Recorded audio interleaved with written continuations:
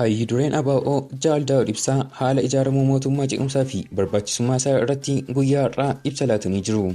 Haa ta'u malee hoogganaan waraana bilisummaa Oromoo godina lixaa Jaal Marroo ganama kana jecha hayyuduree ABO Jaal Daawud Ibsaa faalleessu toora feesbuukii isaa irratti maxxansee jira. Gama biraatiin immoo toora yuutuubii raayyaa istiidiyoo guyyaa har'aa cufamee jira. Guutuu oduu kana qindeeffannee jirra, hanga xumuraatti nu waliin taha.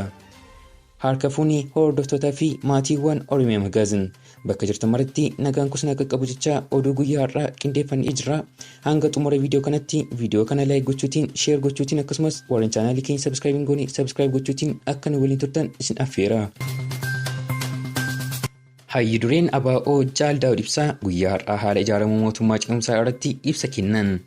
Ibsa hayyudureen ABO Jaal Daawud Ibsaa kennaniinis barbaachisummaa mootummaa ce'umsaa akeekaniiru.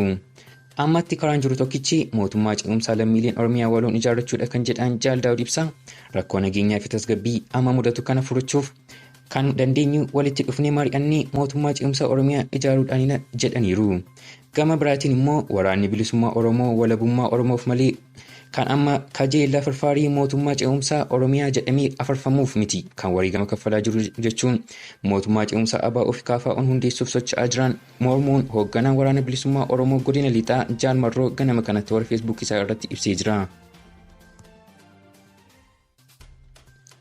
Toora yuutuubii raayyaa istiidiyoo guyyaa har'aa guutummaan guutuutti cufameera. Hoogganaa fi abbaan chaanaalii raayyaa istiidiyoo kan ta'an Abrahaam hordoftoota jaallattoota aartii fi maatii istiidiyoo raayyaa hundaaf gadda hamaadha jechuun fuula feesbuukii isaa irratti maxxanseera.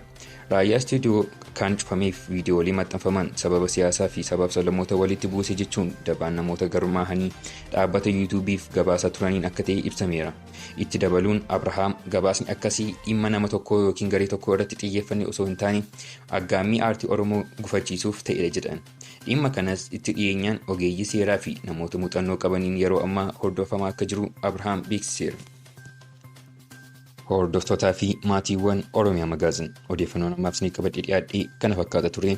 Hanga xumuraatti na duukaa ta'uu keessaniif galatoomaa isiniin jecha hanga odeeffannoo biraan walitti deebinutti nagaatti.